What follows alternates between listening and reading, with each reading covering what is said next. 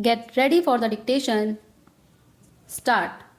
Madam, you are aware that when this life business was nationalized in the year 1956, great expectations and great hopes were entertained by all members of Parliament.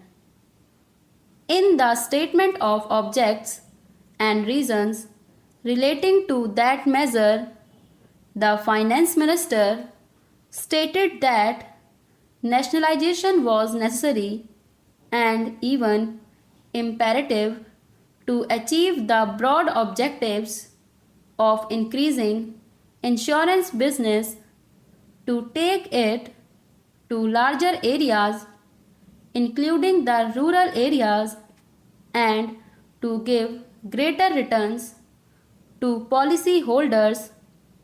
We have to see, after these few years of the working of this organization, how far we have achieved these great objectives.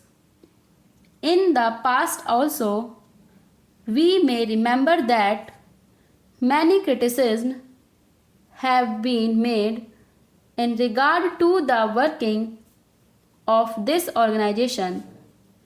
Even the Estimates Committee has gone into this question and examined in detail the various aspects of the working of this organization. That committee has made certain recommendations. Those recommendations are very important and I will advert to them shortly. Before I deal with them, I wish to make one point clear. In spite of the various criticisms and in spite of the various comments made in the House, in the press, and also through various organizations, the working of this organization has not been improved very much. The report which we are discussing today relates to the year 1996. Obviously, it is a very old document and a discussion on this report at this hour perhaps is too late. Nevertheless, a discussion is important if we keep in view some of the fundamental problems that are facing this organization. This report was submitted in November 2001, that is to say, some 45 years after the period of the working of this organization. I do not know why there should be such inordinate delay in submitting reports. The report, madam, deals with various aspects. It does not bring out many things which ought to be properly brought out in a report of this kind. And while reading this report, I was not able to make out the working of this organization and to get a proper understanding of it.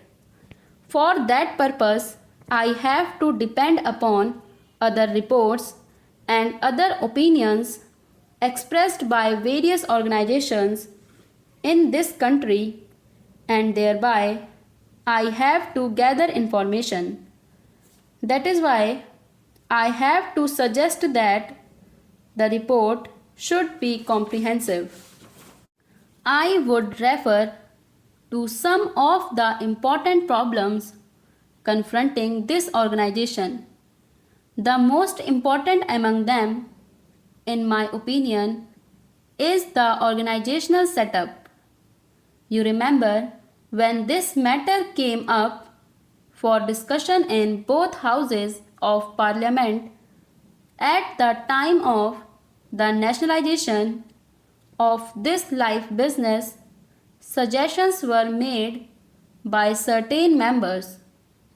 I was participating in the other house in the debate then, and I suggested that one corporation would not be better, and it is desirable to have more than one organization, to have more than one corporation.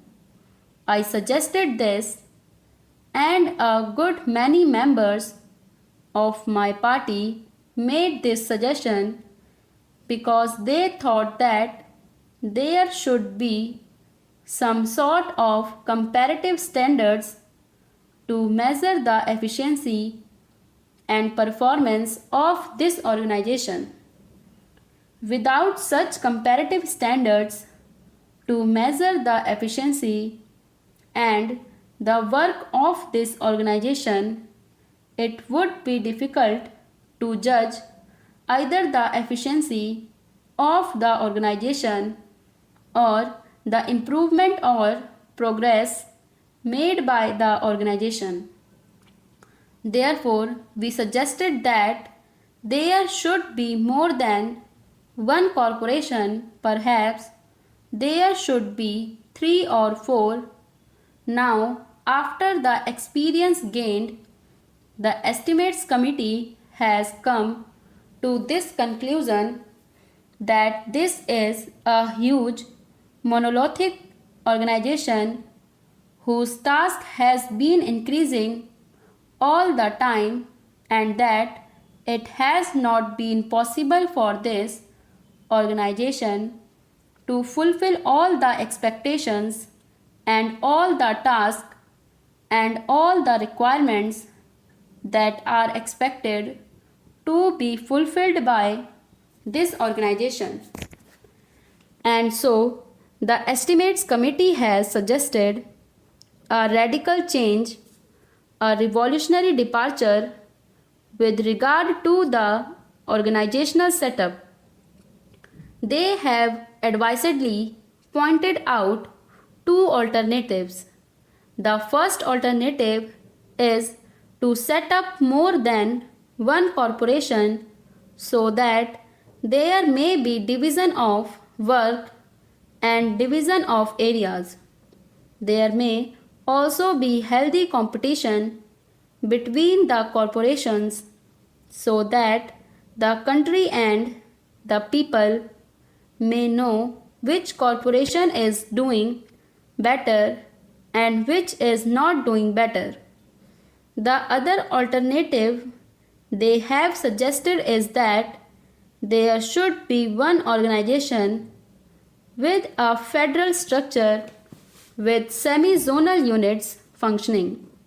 Therefore, I also submit that with this monolithic structure, it would be difficult for the organization to carry out its function more efficiently and in a direction which is healthy and which is progressive.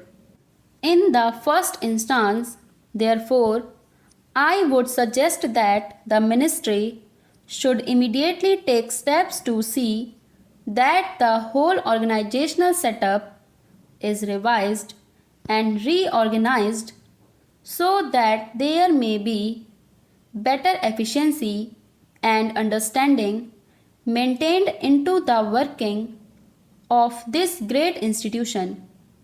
The organization as it is constituted reveals certain inherent defects. The main office is managed by a large number of officials.